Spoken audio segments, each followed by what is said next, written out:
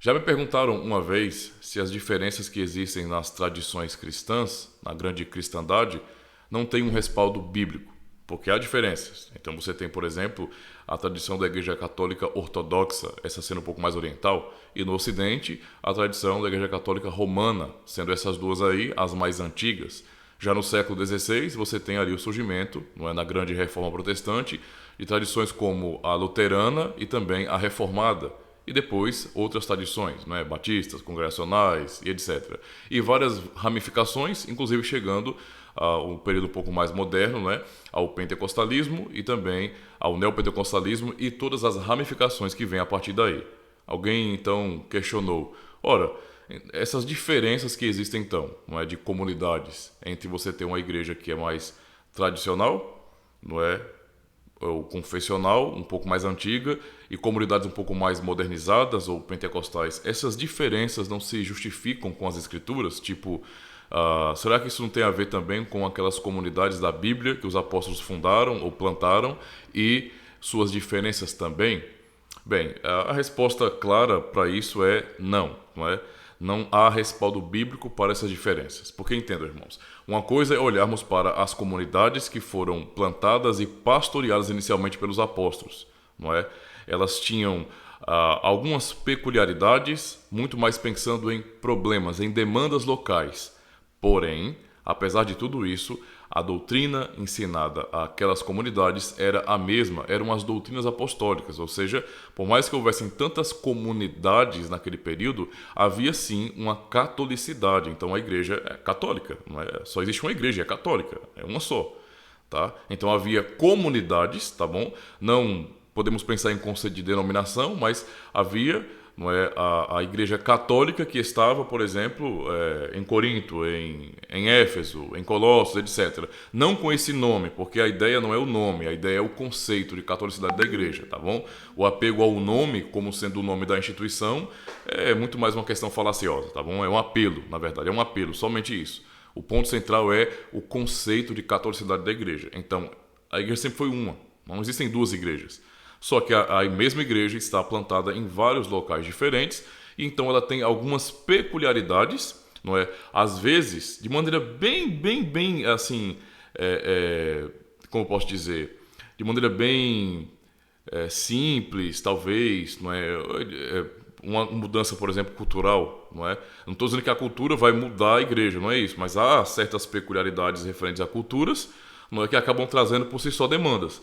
Então, naquele período, as comunidades apostólicas, sim, elas tinham demandas diferentes. Você vai analisar, por exemplo, os apóstolos, não é, principalmente o apóstolo Paulo, ele escreve justamente para resolver problemas nas comunidades. Não é? Seja alguma comunidade tinha, por exemplo, problemas com relação à unidade, não é? Os irmãos tinham dificuldade nesse sentido de apego à comunhão. Ou então você tem comunidades, por exemplo, com dificuldade de administrar os dons e criar partidos na igreja, por exemplo, os coríntios. E tudo isso acontecia. Então, cada comunidade tinha um problema muito evidente. Os Gálatas, por exemplo, né, as igrejas da Galácia, havia muito problema ali com os judaizantes. Então, você tem realmente cartas que são escritas para aquelas comunidades locais, não é, para responder a questionamentos diferentes. Só que isso não tem nada a ver com o denominacionalismo, tá bom? Isso não tem nada a ver com as diferenças denominacionais de hoje. Nada a ver mesmo, tá bom? Por quê? Porque embora houvessem respostas, não é, diferentes para demandas diferentes, não é? E as respostas não estavam em contradição porque foram dadas por conta da demanda, certo? Mas estavam completamente em ligação pela palavra. O que você vê hoje não é a mesma coisa. O que você vê hoje, então, é uma comunidade, certo? Que tem uma doutrina ou doutrinas completamente diferentes. Então, essa variedade que existe na catolicidade não corresponde à ideia de denominações hoje, tá? Eu sinto muito. Eu sei que as pessoas vão querer defender que há catolicidade no protestantismo, não é? Apesar das suas denominações. Eu também acredito nisso. Mas essa catolicidade, ela não é tão abrangente, digamos assim. Por quê? Porque há várias comunidades protestantes, né, que se chamam de evangélicas, que estão tão distantes daquilo que é básico das doutrinas, que é difícil você considerá-las como realmente igrejas, não é? Ou então, se forem comunidades cristãs, igrejas de verdade, elas estão num nível de impureza tão grande que fica difícil de você tentar manter um contato. Existe esse tipo de abismo, né? Infelizmente, essa é a realidade. Então não dá para pensar em que estamos falando de uma mesma igreja quando eu olho para uma comunidade que tem doutrinas absolutamente diferentes. Por exemplo, não é? Eu sei que há doutrinas, não é? Há práticas da igreja e doutrinas que eu posso dizer assim, eu não gosto de falar essa palavra, viu, irmãos? Eu tenho dificuldade com isso, mas eu vou chamar de secundárias, tá bom? Vou chamar de secundárias, porque é um termo bem usado, mas eu não gosto de chamar de secundárias. Para mim, toda a doutrina realmente é muito importante, mas é secundário, tá bom? Eu não considero os sacramentos, né, o batismo, por exemplo, como algo secundário. Então, para mim, não tem esse negócio, não é? Tanto é que, para mim, como um cristão reformado, batismo completo, correto, é o que nós aplicamos aqui na Igreja Reformada. O que é aplicado em outras comunidades, eu também considero como correto, porém incompleto, né? Eu acho que é um batismo correto quando é aplicado em adultos, mas a rejeição das crianças, mas isso aí é o posicionamento meu como cristão reformado confessional, tá? Então, ok? Só para ficar claro, certo? Então, para mim não é uma questão secundária. Mas há outros contextos, não é? Diferente desses, por exemplo, que vamos pensar em reformados e batistas reformados, por exemplo. Nós somos muito parecidos com relação a culto, a ética, ao entendimento realmente de uma adoração fiel e bíblica.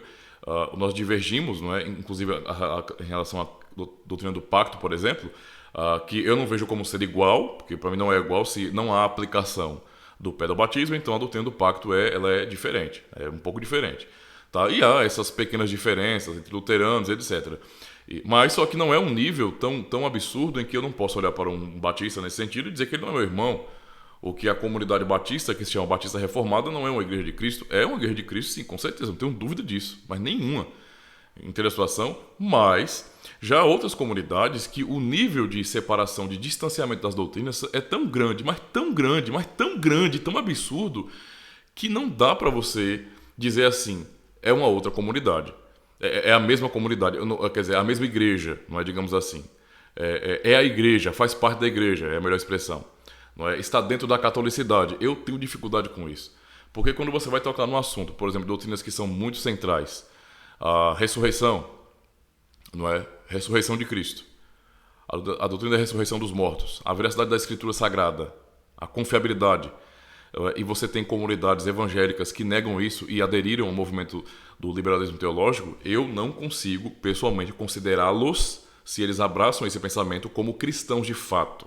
Eles podem ser culturalmente, não é, cristãos, não é? Você tem ali algum aspecto de cristianismo, mas você não tem uma defesa de uma doutrina, por exemplo, que é essencial, tá? É essencial. Se eles negam que Cristo ressuscitou, não é?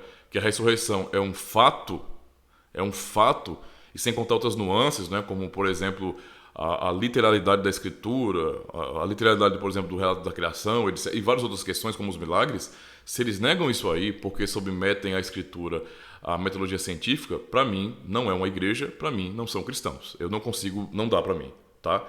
Então, não entra dentro dessa diversidade da Igreja Única Católica de Cristo. Não entra, não faz sentido isso aí. Está negando o que é básico. A mesma coisa, para mim, eu tenho dificuldade ainda, embora eu não estou julgando as pessoas, a instituição sim, porque a instituição subscreve algumas doutrinas. Os membros não têm tanto essa questão de realmente entenderem muitas vezes o que significa aquilo, então eu acabo não levantando em consideração. Mas em termos de instituição, não dá para tratar como igreja irmã. Não é? Por exemplo, uma igreja reformada e uma igreja pentecostal são coisas completamente diferentes. Desculpa, mas são diferentes demais. Não só visualmente, não só nos aspectos do culto, não é, quando você observa como que o culto é organizado, e conceitos de culto que são diferentes também, tá bom? Mas justamente, e sem contar a prática, né? Mas justamente pela grande distância de doutrina, não é? A grande distância de doutrina, tipo, para mim, uma comunidade ou cristãos que são sinergistas, não é? Eles estão todos colocados para mim num canto só, que é o catolicismo romano, o ortodoxo, tá bom? Arminiano, é tudo uma coisa só em termos de doutrina da salvação. Então eu tenho dificuldade com isso, muita dificuldade com isso aí. Eu não estou dizendo que os indivíduos que estão ali não sejam cristãos. Jamais vou pensar assim. Eu realmente creio que Deus, não é?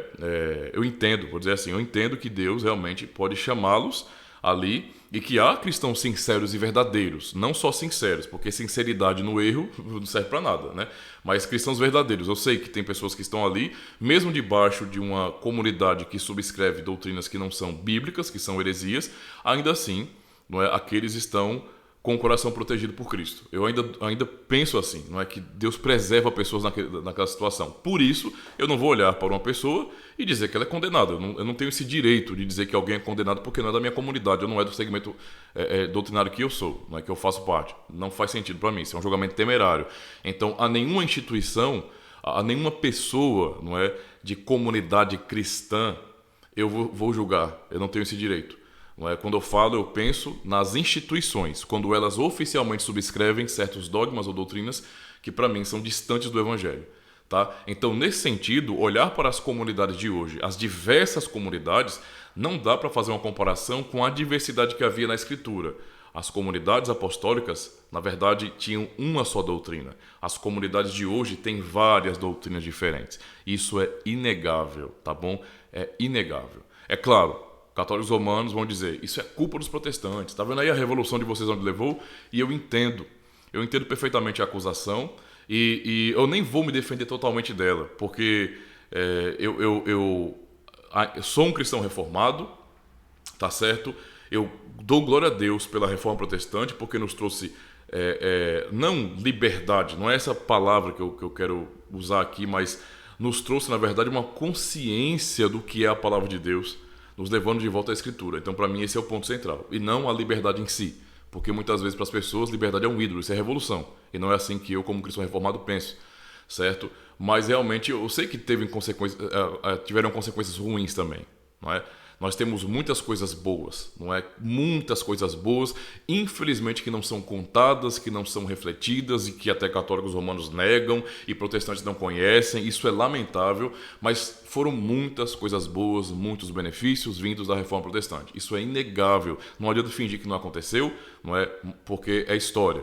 Ao mesmo tempo, não tem como negar também os problemas. Infelizmente, não é? Essa é a nossa condição aqui. Nós somos falhos. Nossas ações, elas não são perfeitas. Não são perfeitas, mas muitas vezes realmente nós temos que manter certos posicionamentos, numa luta pela verdade, ainda que sejamos imperfeitos, tá bom? Para bater o martelo em alguma coisa. Então eu realmente tenho que defender as doutrinas da minha igreja, eu a subscrevo, eu realmente creio, eu penso que seja assim mesmo, tá? Doutrinas fiéis. E por isso que eu tenho que manter isso e às vezes dizer que o outro está errado. Mas isso para mim faz parte das nossas limitações aqui. E tudo bem, Cristo resolverá esse problema. Eu não, tá bom? E nenhuma comunidade histórica ou toda a reunião dos teólogos do mundo vai resolver esse problema. Só Cristo, certo? Mas no geral, não tem como comparar o que eram as comunidades cristãs e suas diversidades lá no primeiro século, não.